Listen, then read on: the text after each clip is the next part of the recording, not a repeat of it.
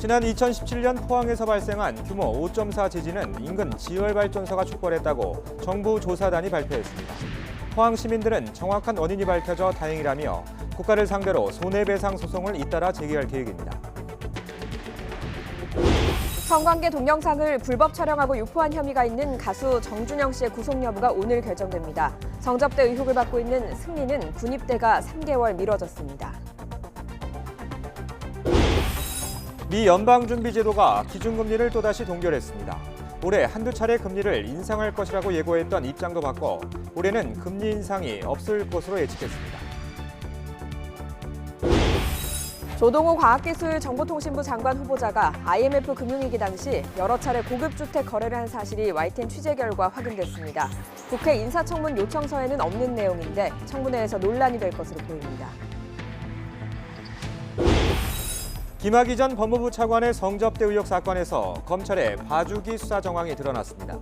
경찰의 출국 금지 요청을 2차례나 거부하다 김 전 차관을 특수강간 피의자에서 빼라는 수사 지휘를 했다고 당시 수사팀 관계자가 말했습니다.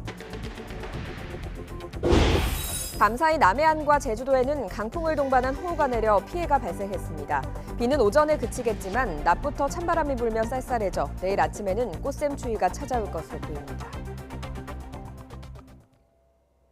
여러분 안녕하십니까? 3월 21일 목요일 굿모닝 YTN 시작합니다. 지난 2017년 온 국민을 놀라게 했던 경북 포항의 지진은 자연재해가 아니라는 정부 조사연구단의 발표가 나왔습니다. 근처에 있던 지열발전소로 인한 인재라는 것이 조사연구단의 결론입니다. 정부 조사연구단은 지열발전소에서 새어나온 고압의 물이 땅에 영향을 주면서 작은 지진이 쌓였고 결국 규모 5.4의 지진을 촉발했다고 판단했습니다. 이동은 기자가 보도합니다. 지난 2017년 11월 15일 포항에서 규모 5.4의 지진이 발생했습니다. 관측 이후 두 번째로 큰 지진인데 여진만 100차례가 이어졌습니다. 당시 지진의 원인을 두고 인근 지열발전소가 영향을 준 것이 아니냐는 의혹이 일자 국내외 16명의 전문가가 모여 이를 연구해왔습니다. 1년여의 연구 끝에 조사단은 포항 지진이 자연적으로 발생한 게 아니라 지열발전소가 촉발한 것이라는 결론을 내렸습니다. 땅 밑에 있는 열을 끌어올리기 위해 뚫은 구멍에 고압의 물을 흘려보내면서 누수가 생겼고 이후 작은 지진들이 잇따라 발생했습니다. 여기에 2015년 10월에 있었던 시추 과정에서 지하 파이프에 큰 누수가 발생하며 단층대를 활성화한 것으로 조사단은 분석했습니다. 당시 자연지진 직전 수준의 임계 상태에 있던 단층 사이로 물이 흘러들면서 이른바 방아쇠를 당긴 겁니다. 2015년 10월 31일에 이 시추 과정에서 이수 누출이 크게 발생했습니다. 그때부터 지진 발생 기록과 인위 지열 발전 실정 연구 과정에서 행했던 수리 자극, 이수 누출이 시점적으로 정확하게 일치하고 조사단은 이에 대해 인위적인 자극이 예상 범위의 결과를 가져오는 유발 지진이 아니라 훨씬 더 큰 규모로 일어나는 촉발 지진이라고 정의했습니다. 포항 지진의 경우는 유발 지진, 그러니까 이 단층면을 자극한 범위보다 훨씬 벗어나는 파열이 일어나면서 큰 규모로 일어났기 때문에 촉발 지진이라고 했고. 조사단은 기존에도 지열 발전과 지진의 연관성을 분석한 연구들이 있었지만 이번 조사를 통해 포항 지진의 정확한 진원을 파악했다는 점이 가장 중요하다고 밝혔습니다. YTN 사이언스 이동훈입니다. 일본은 여전히 이재민 생활을 하고 있죠. 포항 주민들은 제대로 된 원인이 밝혀져 다행이라는 반응을 내놨습니다. 정부의 잘못이 확인된 만큼 분명한 책임을 물을 것이라면서 줄소송을 예고했습니다. 이윤재 기자의 보도입니다. 정확한 원인조차 알지 못해 소갈이하던 포항 시민들은 환영했습니다. 무엇보다 책임을 회피하던 정부의 잘못이 드러나 다행이라는 반응입니다. 촉발 지진이라는 그런 발표를 하시고 해서 정말로 너무너무 기분이 좋았고 일단은 늦게나마 그래도 실질적으로 사실적으로 표현을 해주셔서 너무 감사하고 더는 지진 걱정을 할 필요가 없어 마음이 놓인다는 말도 주민 사이에 오갑니다. 지진 도시라는 오명도 벗을 수 있게 됐습니다. 지열 발전소로 인한 포항 지진으로 밝혀진 만큼 포항이 지진의 안전한 도시임이 확인이 되어서 다행이라고 생각합니다. 원인이 제대로 나온 만큼 국가를 상대로 소송이 줄을 이을 것으로 보입니다. 이미 포항시민 1,300여 명은 정신적 손해배상을 요구하는 소송을 진행 중입니다. 피해 주민이 승소할 가능성이 상당히 커졌습니다. 포항지진 손해배상 소송을 이미 제기해 두었습니다. 포항시민 1,300명이 함께하는 집단 소송입니다. 오늘로 비롯해서 그 소송 인단이 급격히 늘어나지 않을까 기대합니다. 주민들은 정부가 국민과 각을 세우기보다는 먼저 책임지는 자세로 대책을 내놓아야 한다고 목소리를 높였습니다. 정부가 주도적으로 좀 나서서 실질적으로 피해 지역 주민들에게 도움이 될 수 있는 방안들이 마련되었으면 하는 바람입니다. 주민과 별도로 포항시는 정부가 지열발전소를 완전히 폐쇄하고 원상복구해야 한다고 촉구했습니다. YTN 이윤재입니다. 정부는 조사연구단의 결과를 수용하고 지열발전소를 완전히 폐쇄하겠다고 밝혔습니다. 또 감사원의 감사와 정보 조사, 피해 지역의 신속한 복구를 약속했습니다. 발표 내용을 직접 들어보겠습니다. 포항시와 협조하여 현재 중지된 지열발전 상용화 기술개발 사업은 관련 절차를 거쳐 영구 중단시키고 해당 부지는 전문가 협의를 거쳐 안전성이 확보되는 방식으로 조속히 원상복구하겠습니다. 현재 동사안에 대해서는 감사원의 국민감사가 청구되어 있습니다. 이와 별도로 정부는 지열발전 상용화 기술개발 사업의 진행 과정과 부지 선정의 적정성 여부에 대해서 엄정하게 조사할 계획으로 있습니다. 다음 소식입니다. 성관계 불법 촬영과 유포 혐의를 받는 가수 정준영 씨의 구속 여부가 오늘 결정됩니다. 이번 파문 이후 연예인이 구속 갈림길에 선 건 정 씨가 처음입니다. 증거인멸과 도주 우려 등이 쟁점이 될 전망입니다. 김우중 기자가 보도합니다. 가수 정준영 씨가 받는 혐의는 불법 촬영물 유포죄입니다. 정 씨는 지난 2015년 말부터 성관계 영상을 몰래 찍은 뒤 지인 카톡방에 공유한 혐의로 2차례 경찰 조사를 받았습니다. 너무 죄송하고요. 국민 여러분께 심히 끼쳐드려서 너무 죄송하고. 조사 과정에서 정 씨는 몰카 영상이 저장된 것으로 의심을 사는 이른바 황금폰을 포함해 휴대전화 3대를 경찰에 제출했습니다. 지난 18일 경찰은 성폭력 처벌법 위반 혐의로 정 씨에 대해 구속영장을 신청했고 검찰은 곧바로 법원에 영장을 청구했습니다. 정 씨의 구속 여부를 결정한 영장실질심사는 서울중앙지법에서 열립니다. 정 씨가 혐의 대부분을 인정했기 때문에 구속 여부는 증거인멸과 도주 염려에 대한 법원의 판단에 달릴 것으로 보입니다. 이미 불법 촬영 혐의로 증거인멸을 시도한 전력이 있기 때문에 이 사건에서는 이 증거인멸 우려가 있다는 점, 그리고 또 이 사건이 사회적으로 미치는 파장 역시 구속 여부를 결정하는 기준이 될 것으로 보입니다. 앞서 승리의 친구이자 버닝썬 공동대표 이문호 씨의 구속영장이 기각된 만큼 경찰은 정 씨 구속이 중요할 수밖에 없습니다. 정 씨와 같은 혐의를 받는 버닝썬 직원 김모 씨도 함께 영장실질심사를 받는 가운데 이들의 구속 여부는 밤늦게 결정될 것으로 보입니다. YTN 김우준입니다. 성접대 의혹으로 경찰 조사를 받고 있는 그룹 빅뱅 멤버 승리 씨의 입영 날짜가 연기됐습니다. 병무청은 홈페이지 공고를 통해 가수 승리 측이 제출한 입영 연기 신청을 받아들이기로 했다고 밝혔습니다. 애초 승리는 오는 25일 입대를 앞두고 있다가 그제 대리인을 통해 입영 연기를 신청했고 병무청이 받아들이면서 입대 날짜가 석 달 뒤로 미뤄졌습니다. 세무당국의 움직임도 빨라지고 있습니다. 국세청이 유명 클럽 아레나의 실소유주로 지목된 인물을 경찰에 고발했습니다. 가수 승리 씨의 전 소속사인 YG 엔터테인먼트에 대해선 전격 세무조사에 착수했습니다. 오인석 기자가 보도합니다. 국세청이 클럽 아레나의 실소유주로 정조준한 건 강모 씨입니다. 명의 위장과 조세 포탈 혐의로 경찰에 고발했습니다. 아레나는 빅뱅 멤버 승리의 성접대 의혹이 불거졌을 당시 접대 장소로 지목된 곳입니다. 국세청은 강 씨에 대한 경찰의 고발 요청 이후 아레나 대표명의자 6명을 조사했는데 3명이 강 씨가 실제 소유주이며 자신들은 명의만 대여했다는 진술을 했다고 밝혔습니다. 이른바 바지 사장이라는 겁니다. 또 이들이 이를 입증할 텔레그램 통신 메시지와 강 씨와의 대화 녹취록, 확인서 등을 증거로 제출했다고 덧붙였습니다. 국세청은 아레나 탈세액이 추징한 260억 원보다 더 크다는 의혹에 대해 봐주기 의혹은 전혀 사실이 아니라고 선을 그었습니다. 이런 가운데 국세청은 빅뱅 멤버 승리의 소속사였던 서울 마포구 합정동 YG 엔터테인먼트에 대한 전격 세무조사에 착수했습니다. 이번 조사는 국세청의 중수부라고 불리는 서울청 조사 4국이 주도하고 있는 것으로 알려졌습니다. YG는 2016년 정기 세무조사를 받은 만큼 이번 조사는 특별 세무조사라는 관측이 지배적입니다. 최근 양현석 YG 대표가 실소유주로 알려진 서교동 클럽 러브 시그널은 유흥업소로 운영되는데도 일반 음식점으로 등록해 개별 소비세를 탈루했다는 의혹이 제기됐습니다. 이에 따라 과세당국이 연예인과 관련된 사업의 탈세 여부를 전방위적으로 들여다보기 시작했다는 해석이 나오고 있습니다. YTN 오인석입니다. 미국 중앙은행인 연방준비제도가 지난 1월에 이어 기준금리를 또다시 동결했습니다. 올해 한두 차례 금리 인상이 있을 것이라던 기존 입장도 번복해 아예 금리 인상이 없을 것으로 예측했습니다. 기정훈 기자가 보도합니다.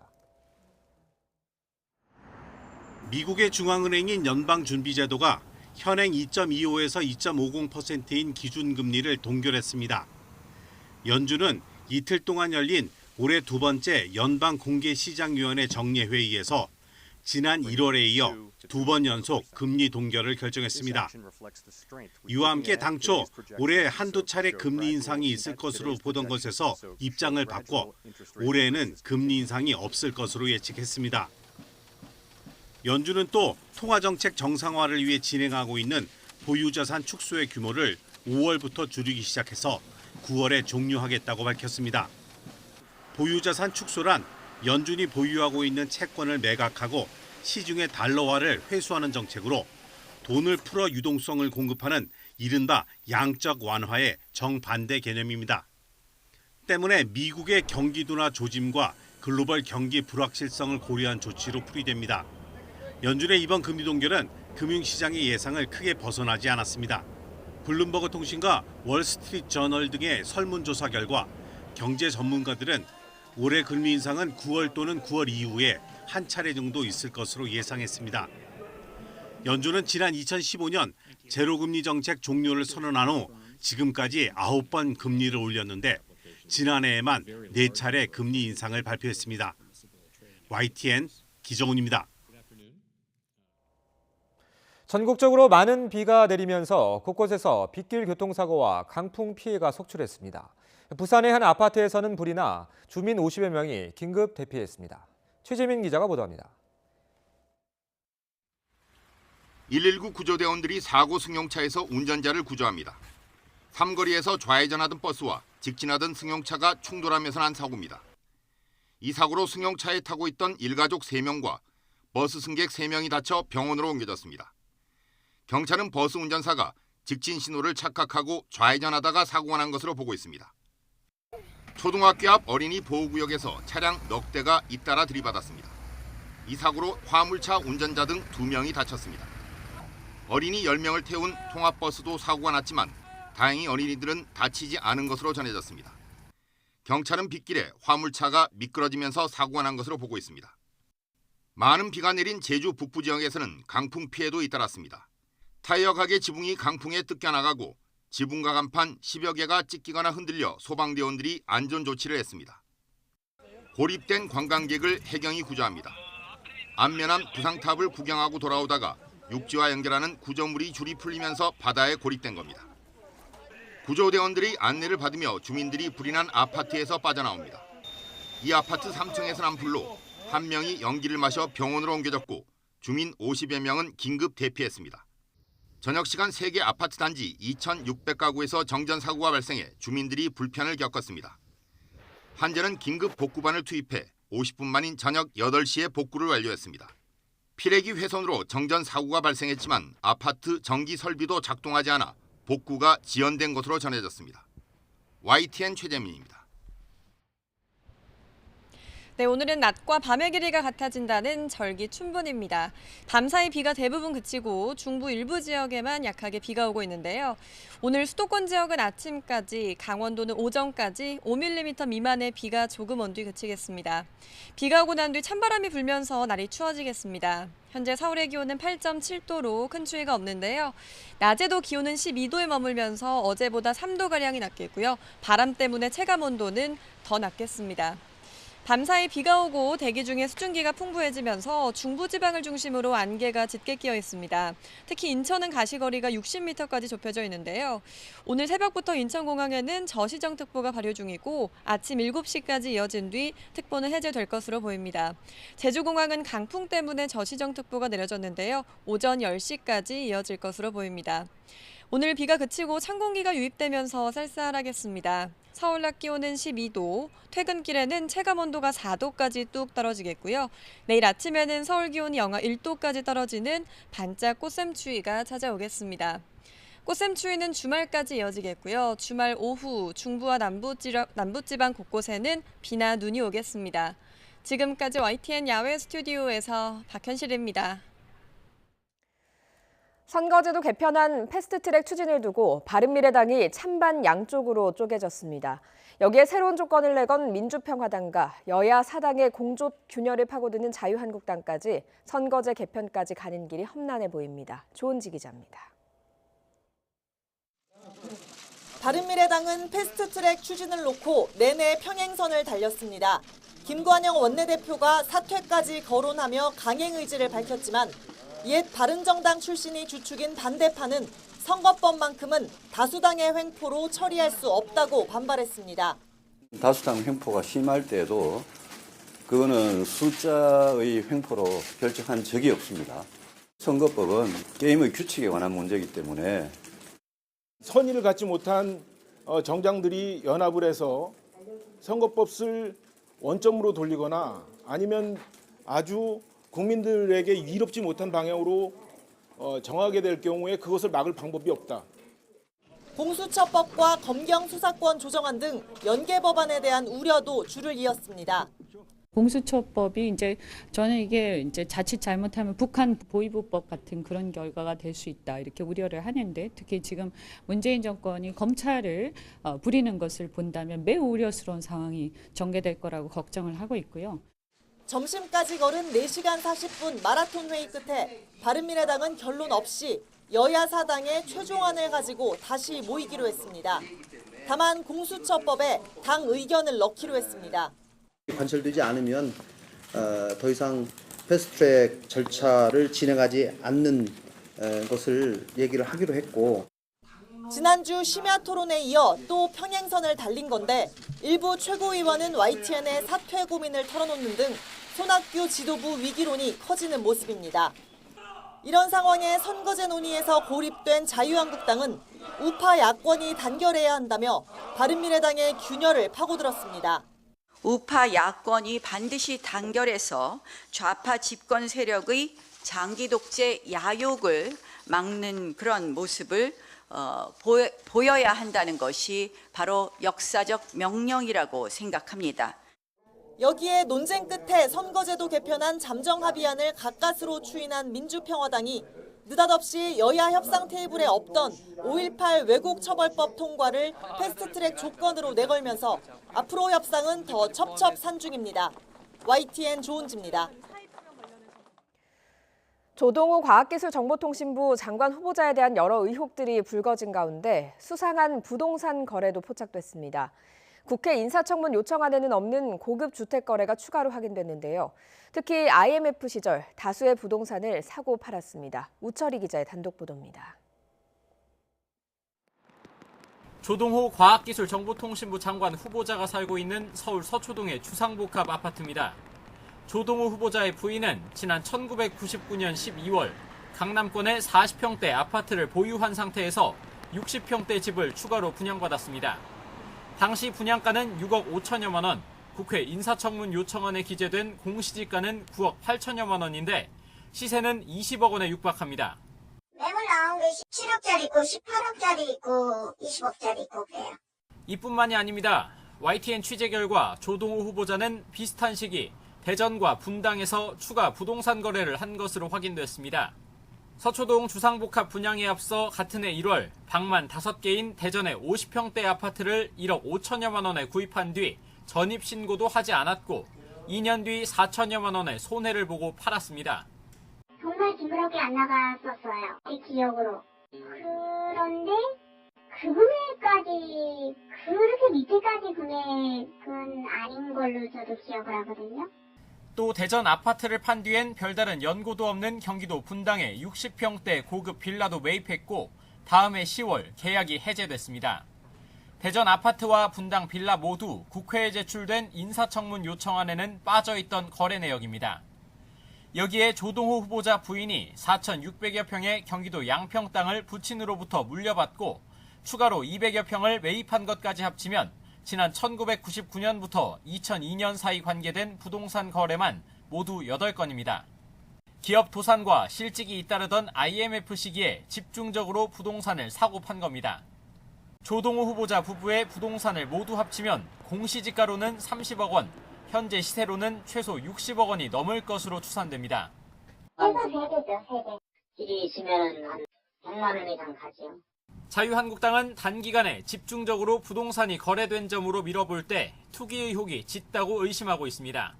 부동산 투기에 대해 제대로 검증은 했는지 의문입니다. 다주택자들에게는 한참은 남기고 다 팔라고 하더니 막상 장관 후보자들은 다주택자라고 하는 아이러니한 상황입니다. 조동호 후보자는 거듭된 YTN의 해명 요청에도 뚜렷한 답변을 내놓지 않았습니다. 조동호 후보자 부인은 부동산 거래 내역 공개를 거부해 추가 거래 가능성도 제기되는 상황에서 각종 의혹이 꼬리를 물고 있는 조동호 후보자의 인사청문회는 송곳 검증을 예고하고 있습니다. YTN 우철입니다. 진영 행정안전부 장관 후보자는 지역구인 용산 지역의 재개발 시공사 관계자로부터 여러 차례 후원금을 받은 것으로 드러났습니다. 중앙선거관리위원회가 공개한 국회의원 후원금 모금 내역을 보면 진 후보자는 지난 2016년 효성그룹 이상훈 부회장으로부터 후원금 500만 원을 받았습니다. 효성그룹 계열사인 효성건설은 이에 앞선 2015년 재개발 중인 용산 4구역 시공사 선정 과정에 단독 입찰해서 사업권을 따냈고 진 후보자의 배우자는 이듬해 이곳의 아파트와 상가 분양권 26억 원어치를 취득했습니다. 또 진 후보자는 용산구 호텔 시행사 대표로부터 지난 2008년부터 지난해까지 3차례에 걸쳐서 후원금 1,490만 원을 받았습니다. 이에 진 후보자 측은 효성 이회 이 부회장과 호텔 시행사 대표는 용산의 오래된 기업가라며 후원금은 적법한 절차를 통해 모금했고 개발과는 관계없다고 해명했습니다. 국회의원 지역구 2곳과 기초의원 지역구 3곳에서 치러지는 4.3 보궐선거의 공식 선거운동이 오늘부터 시작됩니다. 공식 선거운동은 선거 전날인 4월 2일까지 13일간 진행됩니다. 이번 보궐선거에서는 경남 창원 성산과 통영 고성 지역구의 국회의원과 전북 전주시 라, 경북 문경시 나, 문경시 라 지역구의 기초의원을 뽑게 됩니다. 김학의 전 법무부 차관의 성접대 의혹 수사 과정에서 검찰의 봐주기 의혹을 뒷받침하는 정황이 드러났습니다. 경찰의 출국 금지 요청을 번번이 거부했던 검찰이 김 전 차관을 피의자에서 빼라고 했다는 증언이 나왔습니다. 김영수 기자의 단독 보도입니다. 김학의 전 차관의 출국 금지 요청이 검찰 단계에서 처음으로 반려된 건 지난 2013년 3월 28일. 성접대 의혹 사건이 알려지면서 김 전 차관이 물러난 지 일주일째 되던 날입니다. 이후 4월 23일 출국 금지 요청은 또 한 번 검찰에서 반려되는데 4월 25일에는 받아들여집니다. 불과 이틀 만에 검찰의 판단이 바뀐 겁니다. 당시 수사팀 관계자는 YTN과의 통화에서 이틀 사이 김 전 차관을 특수강간 피의자에서 빼라는 검찰의 지휘가 있었고 그대로 수사 기록을 바꿨더니 출국 금지가 받아들여졌다고 말했습니다. 성접대 의혹 사건과 김 전 차관의 연관성을 오히려 낮췄더니 출국 금지됐다는 얘기입니다. 피의자로 요청했을 경우에는 받아들이지 않다가 관계자라는 식으로 완화했을 때 이것을 받아들여졌다는 것은 상식에 맞지 않고 상당히 어떤 의도가 있는 것으로 보입니다. 수사팀 관계자는 또 출국 금지는 수사 초기 단계 신병 확보를 위한 조치인 만큼 검찰이 2차례나 반려한 것도 이해하기 어렵다고 주장했습니다. 실제로 지난 2013년 통계를 보면 출국 금지 요청 대상자 8,700여 명 가운데 법무부 단계에서 받아들여지지 않은 건 256명, 3%도 안 됩니다. 김학의 전 차관이 포함이 되면 거의 다 영장을 기각하고 김학의 전 차관을 포함 안 시키면 일부는 수용을 했다고 그래요. 박근혜 대통령의 손과 발휘될 수 있는 문고리 3인방, 당시의 검찰총장, 경찰청장, 법무부 장관, 이 사건과 무관하지 않죠. 박상기 법무부 장관이 대검찰청 과거사 진상조사단의 조사가 마무리된 뒤 필요한 부분은 재수사할 수 있다고 밝힌 가운데 여권에서는 국정조사와 특검을 주장하는 목소리도 나오고 있습니다. YTN 김영수입니다. 이처럼 미심쩍은 정황이 속속 드러나면서 김학의 전 차관 사건 재조사는 새 국면을 맞았습니다. 그러나 최근 이를 담당하는 진상조사단 소환에 불응했던 김 전 차관은 사실상 잠적 상태입니다.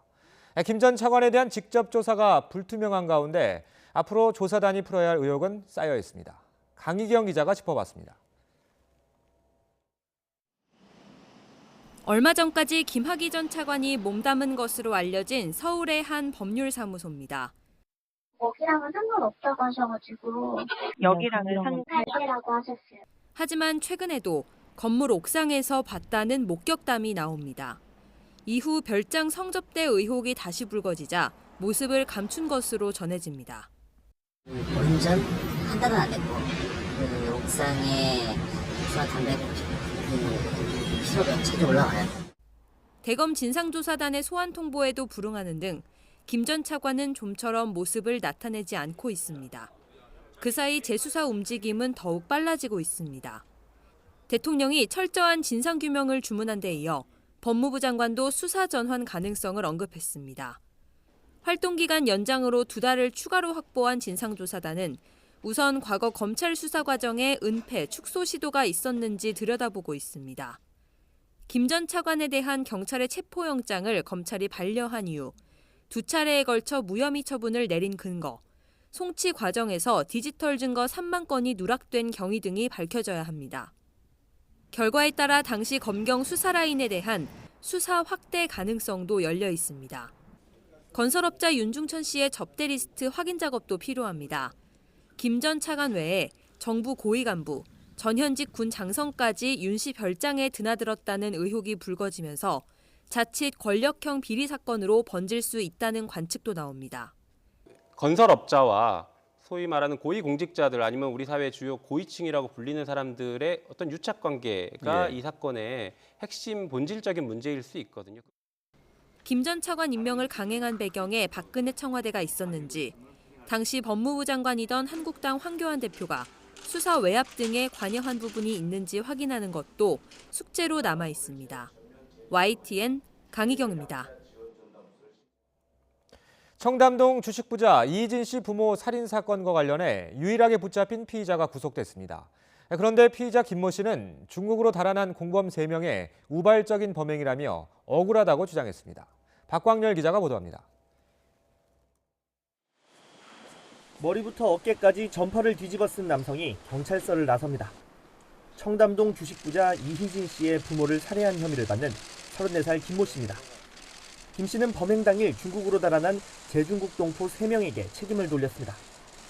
피해자 저항이 심하자 공범이 둔기를 휘두르는 등 우발적으로 범행을 저질렀다는 겁니다. 자동차 판매 대금 5억 원에 대해서 미리 알고 계셨나요? 이진 씨나 피해자들 미리 알고 계셨어요? 범행 후 3주 동안 뭐 하고 계셨습니까? 제가 안 죽였습니다. 피해자들한테 한 말씀 없으세요? 억울합니다. 경찰 조사에서 김 씨는 피해자에게 빌려주고 못 받은 2천만 원 때문에 집을 찾아갔다고 주장했습니다. 피해자 집 가방 안에 있던 현금 5억 원의 존재도 미리 알고 있지 않았다고 진술했습니다. 범행 전 인터넷을 통해 고용한 공범들이 가방에 멋대로 손을 댔다며 수고비로 지급한 건 아니라고 말했습니다. 경찰은 공범이 중국으로 달아난 점을 이용해 김 씨가 자신의 혐의를 최소화하려는 의도로 보고 있습니다. 또 공범 검거가 범행 동기와 과정 규명의 핵심인 만큼 국제 공조를 진행할 예정입니다. 과연 이 돈을 부모가 가지고 올 것이라는 걸 어떻게 알았을까? 그러게요. 외제 차량을 판매하는 과정 중에서 그 누군가를 알고 있었을 가능성이 크고, 네. 그다음에 그 돈이 현금으로 바뀌어져서 어머니, 부모님을 통해서 가져간다는 것을 알았을 가능성이 크다고 봐요.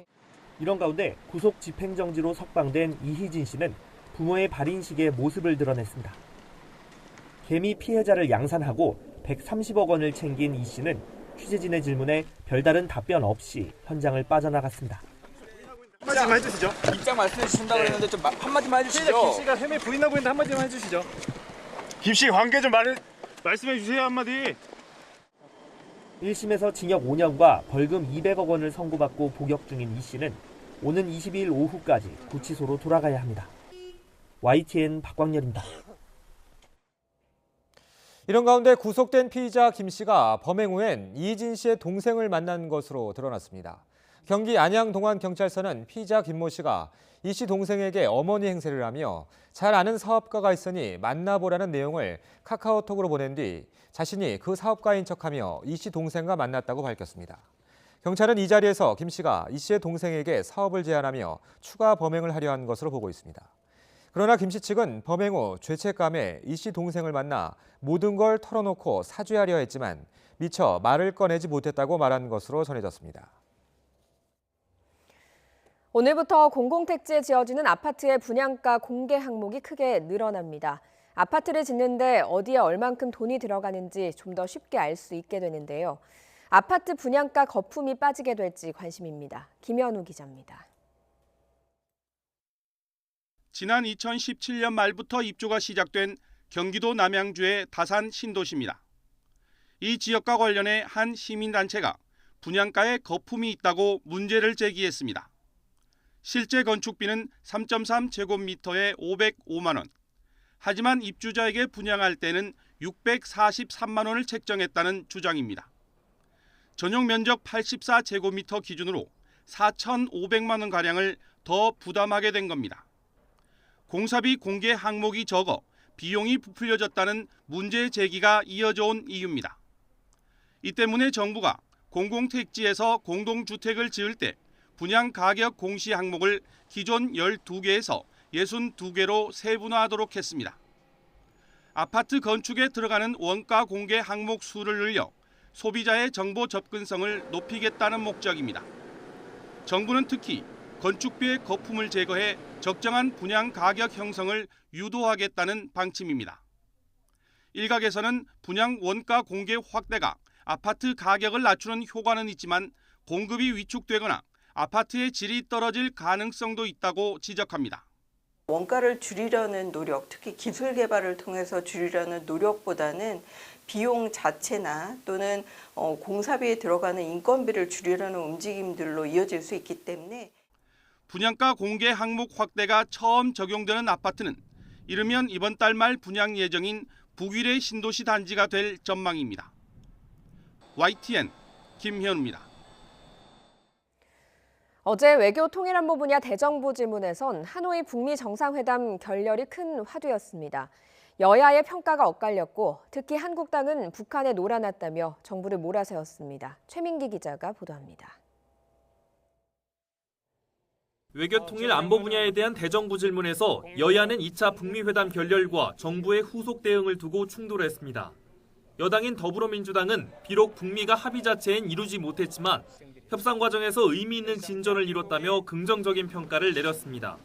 그러면서 정부가 끝까지 중재자의 역할을 다해줄 것을 주문했습니다. 비록 합의가 되지는 않았지만 합의문 초안에는 미국과 북한의 상호 연락사무소 설치, 종전선언, 그리고 빈도적 지원이 담겨있던 것으로 알고 있는데 반면 자유한국당은 북미 정상이 만나고도 합의문조차 마련하지 못한 총체적으로 실패한 회담이었다며 우리 정부의 책임을 추궁했습니다. 정부가 북한의 외교 사기극을 보증한 것이라는 거친 발언도 나왔습니다. 김정은의 완전한 비핵화는 완전한 사기입니다. 국제 사기고 외교 사기입니다. 문재인 정부가 이 사기에 보증을 한 거고요. 결국에 같이 패를 돌린 겁니다. 대북 제재와 경제적 지원에 대한 정부의 대응에서도 여야는 상반된 시각으로 신경전을 벌였습니다. 여당은 대북 제재는 비핵화를 이루기 위한 수단인 만큼 경제 지원 등과 병행하는 유연한 대북 정책의 필요성을 강조했습니다. 비핵화가 목적이고 제재는 비핵화를 이뤄내기 위한 수단이지요. 그 수단은 유연하게 작동할 필요가 있다고 생각을 합니다. 비핵화 목적을 달성하기 위해서 이에 대해 한국당 의원들은 정부가 개성 남북공동연락사무소를 위해 정제유를 준 것이 유엔 대북제재 위반에 해당한다며 정부 기조의 공세 수위를 높였습니다. 정제유가 그 북한으로 간 경우에는 그게 현재 누가 소유하고 있건 점유하고 있건 가리지 않고 영토 개념으로 해서 북한으로 갔기 때문에 이것은 유엔 제재 위반이다. 북미 회담 결렬에 대한 책임 공방전으로 치러진 이번 대정부 질문은 대북 문제를 둘러싼 여야의 엇갈린 시각처럼 시종일관 양측이 첨예하게 맞부딪혔습니다. YTN 추명입니다. 지난주 말레이시아를 국빈 방문한 문재인 대통령이 시간과 맞지 않는 인사말을 쓰거나 인도네시아로 인사를 하는 등 4차례나 실수한 것으로 확인됐는데요. 어제 국회 대정부 질문에선 이를 두고도 야당의 질책이 이어졌습니다. 이낙연 국무총리는 뼈아프게 생각한다고 답했습니다. 들어보겠습니다. 대통령께서 말레이시아 총리가 회견 때 인도네시아 말로 인사말 한 거 어떻게 생각하십니까? 네, 그 현지에서의 실무적 실수가 있었다고 들었습니다. 왜 이런 일이 일어납니까? 네, 뭔가 집중력이 없고 전문성이 떨어지는 직원들이 있었다고 생각합니다. 총리 말씀하신 전문성이 없는 청와대 외교안보 팀들이 독점을 하고 있기 때문입니다. 외교안보를. 그렇게 생각 안 하십니까? 뭐 그렇게까지 봐야 될지는 모르겠습니다. 그러나 의원님의 지적을 뼈아프게 받아들이겠습니다.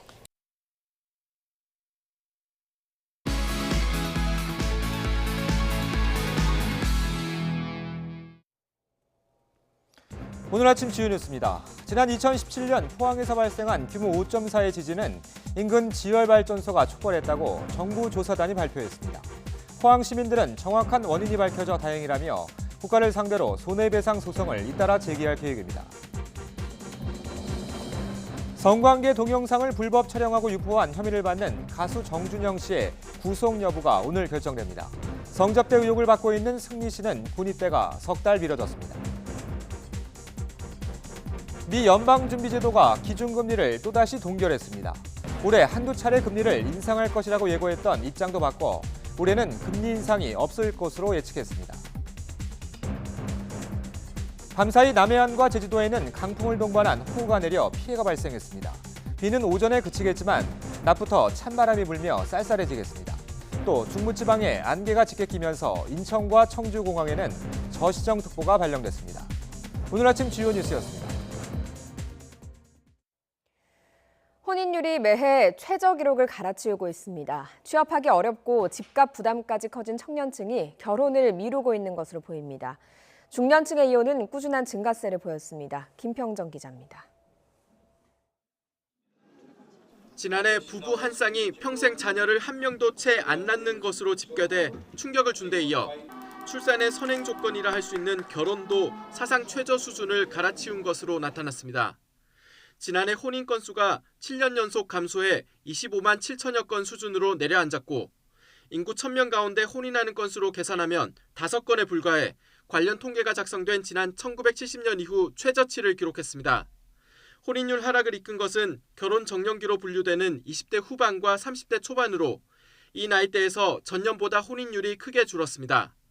결혼을 미루면서 평균 초혼 나이는 남녀 모두 10년 사이 2살가량씩 높아졌습니다. 혼인을 앞둔 청년층이 소득이나 이제 주거에 대한 어떤 독립적 생계를 위한 그런 상황이 여건이 마련이 돼야 되는데 그런 여건이 좀 어려워진 상황이라고 그렇게 볼 수가 있을 것 같습니다. 이혼은 중년층 이상에서 증가세를 이어갔습니다. 그동안 줄어들던 이혼이 지난해 10만 8,700건으로 4년 만에 반등했는데 이혼 전 결혼 기간으로 봤을 때 20년 이상 함께 살았던 경우가 전년보다 10% 가까이 늘었고 30년 이상만 따로 떼서 보면 17%나 급증한 영향이 컸습니다. 이에 따라 이혼한 부부 가운데 20년 이상 함께 살았던 경우가 3분의 1에 달했고 또 4년 이하의 신혼부부가 21%로 그 다음 비중을 차지한 점도 눈에 띄었습니다. 통계청은 중년 이상 부부의 이혼이 증가하는 데는 고령화 추세에다가 유교적 가치관 때문에 이혼을 자녀 독립 이후로 미루는 경향이 많은 점도 영향을 미쳤다고 분석했습니다. YTN 김평정입니다. 100만 달러짜리 미국 복권에 당첨됐다고 속인 뒤 이른바 그린머니로 당첨금을 준다며 3억 원 넘게 챙긴 외국인이 붙잡혔습니다. 그린머니는 지폐에 화학약품을 발라서 돈이 아닌 것처럼 보이게 만든 건데요. 피해자가 받은 건 그냥 색종이었습니다. 나혜인 기자의 보도입니다. 서울 도심 한복판, 모자 쓴 외국인 한 명을 경찰이 다급하게 에워쌉니다.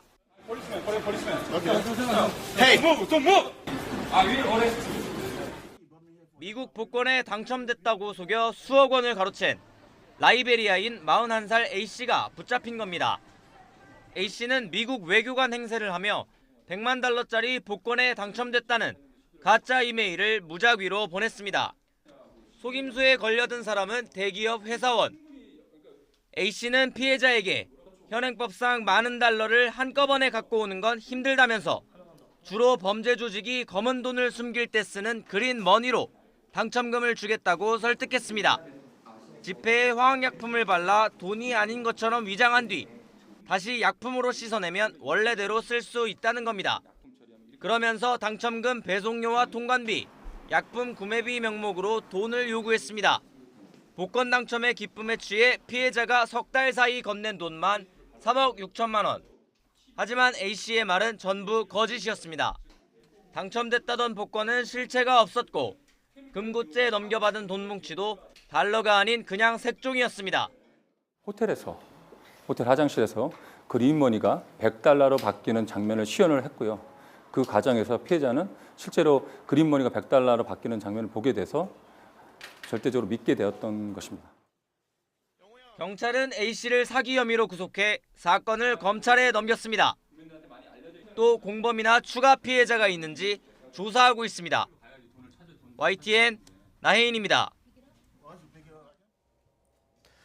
1대1로로 불리는 중국의 세력 확장 전략에 이탈리아가 참여를 공식화했습니다. G7 국가 중에선 처음인데요.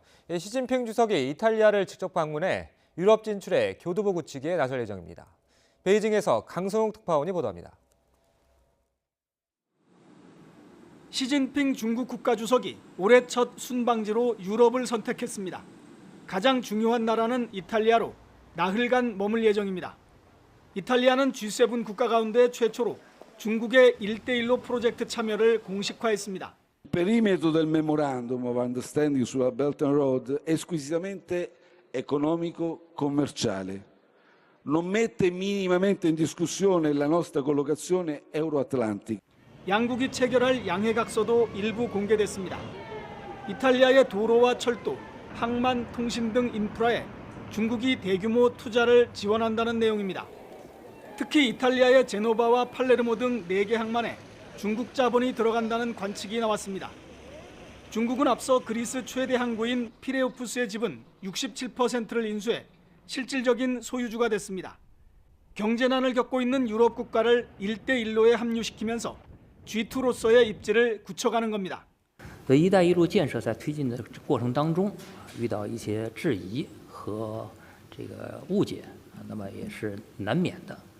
当然呢，这个事实应该说呢是这个最好的证明。 유럽연합 집행위원회는 이탈리아의 1대1로 참여가 EU의 공동 입장과 어긋난다며 반발했습니다. 미국도 이번 결정이 이탈리아의 경제적 도움도 안 되고 이미지만 훼손시킬 것이라고 비판했습니다. 하지만 트럼프 대통령의 미국 우선 정책으로 미국과 유럽의 관계가 예전 같지 않은 상황이어서 중국의 유럽 공략은 더 탄력을 받을 전망입니다. 베이징에서 YTN 강성웅입니다. 이탈리아에서 난민 정책에 불만을 품은 스쿨버스 운전기사가 학생 50여 명이 탄 스쿨버스를 납치한 뒤 불을 붙여 차량이 전소되는 사건이 발생했습니다. 그러나 경찰의 발빠른 대처로 버스에 탔던 학생들과 인솔자 등 승객 50여 명은 모두 구출됐습니다. 세네갈 출신의 용의자는 정부의 강경 난민 정책에 불만을 품고 학생들이 탄 버스를 학교가 아닌 엉뚱한 방향으로 몰면서 아무도 살지 못할 것이라고 위협한 것으로 알려졌습니다.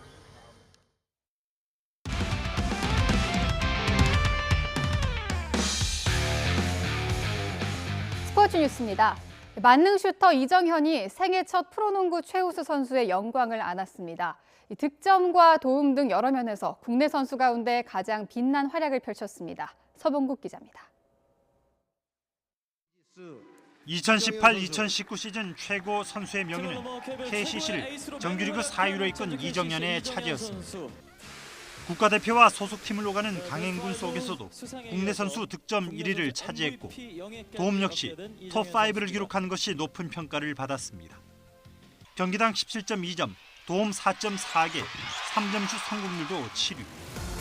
기자단 투표 결과 76표를 받아 우승팀 모비스의 함지훈과 이대성 등 경쟁자들을 압도했습니다. 1위 팀 소속이 아닌 선수가 MVP를 수상한 것은 역대 6번째입니다. 플레이오프에서도 정규리그 MVP답게 좀 좋은 경기력으로 꼭 우승할 수 있게 최선을 다하겠습니다. 포지션별 최고의 선수인 베스트 5에는 이정현을 비롯해 함지훈, 라그나, 박찬희, 양홍석이 뽑혔고 생애 한 번뿐인 신인왕은 KGC 인삼공사의 변준영이 받았습니다. 감독상은 모비스의 유재학 감독에게 돌아갔습니다. 정규리그를 마친 프로농구는 오는 23일 KCC와 오리온의 6강 플레이오프를 시작으로 포스트 시즌에 돌입합니다. YTN 서봉국입니다. 프로배구 포스트 시즌을 의미하는 본배구가 이제 챔피언 결정전만을 남겨두고 있습니다. 남자부의 경우 대한항공과 현대캐피탈이 3년 연속 맞대결을 펼치는데요. 정규리그 정상을 차지한 대한항공 정지석은 통합 우승에 한 가지를 더 욕심내고 있습니다. 김재영 기자입니다. 대한항공 정지석은 올 시즌 공격 종합 부분에서 국내 선수 1위에 올랐습니다. 외국인 선수까지 다 합쳐도 전체 3위입니다. 공격뿐 아니라 리시브와 디그 등 수비 부분에서도 2위에 올랐습니다. 공수에 걸친 정지석의 만점 활약은 챔프전을 준비하는 대한항공의 승리 방정식 중 하나입니다. 정지석의 어깨에 팀 최초 통합 우승을 노리는 대한항공의 운명이 달려 있다는 평가입니다. 통합 우승이라는 목표로 약간 좀 설렘? 그렇게 큰 부담은 없다고 생각합니다. 유력한 정규리그 MVP 후보인 정지석은 챔프전 MVP까지 석권하는 이관왕을 꿈꾸고 있습니다. 물론 꿈을 이루려면 우승 반지는 필수입니다. 지금까지 MVP를 석권한 국내 선수는 2년 전 현대캐피탈 문성민이 유일합니다. 욕심이 없으면 운동선수가 아니죠. 저도 언제 받아보겠어요. 공수 능력을 겸비했다는 점에서 정지석과 현대캐피탈 정광인의 맞대결도 관전 포인트입니다. 올 시즌 공격 종합 5위, 수비 1위에 오른 전광인은 이적저태 챔프전 우승에 도전합니다. 챔피언전 가서 우승을 해서 그 우승 트로피를 드는 게 가장 하고 싶은 겁니다. 2년 연속 챔프전에서 만나 1승 1패, 여기에 올 시즌 상대 전적도 3승 3패. 팽팽한 균형을 깨뜨릴 대한항공과 현대캐피탈의 챔프전은 22일 인천에서 막을 올립니다. YTN 김지영입니다. 피겨스케이팅 여자 싱글의 이문수 선수가 세계선수권대회 데뷔전에서 개인 최고점으로 5위를 차지했습니다. 이문수는 일본 사이타마에서 열린 첫날 쇼트 프로그램에서 자신의 기존 기록을 3점 이상 경신한 72.91의 높은 점수를 받았습니다. 이문수는 경기를 몇 시간 앞둔 공식 연습 도중 미국 선수의 스케이트 달에 종아리를 찍히는 부상을 당했지만 후유증 없이 깨끗한 연기를 펼쳤습니다. 이문수는 내일 프리스케이팅에서 메달권 입상에 도전합니다. 볼리비아, 콜롬비아와의 평가전을 앞두고 축구대표팀에 소집된 김진수 선수가 독감으로 하차했습니다. 대한축구협회는 김진수가 B형 독감으로 소집 해제돼 소속팀으로 복귀했다고 밝혔습니다. 협회는 김진수가 병원에서 독감 진단을 받았으며 경기에 나설 상태가 아니고 전염의 위험도 있다고 판단했다고 덧붙였습니다. 대표팀은 대체 선수 선발 없이 평가전에 나설 예정입니다. 한국 마사회가 실업탁구 남자팀을 창단합니다. 마사회는 대한탁구협회에 창단 계획서를 제출했고 이에 따라 협회 이사회에서 창단이 승인되면 다음 달 중 작업이 마무리될 전망입니다.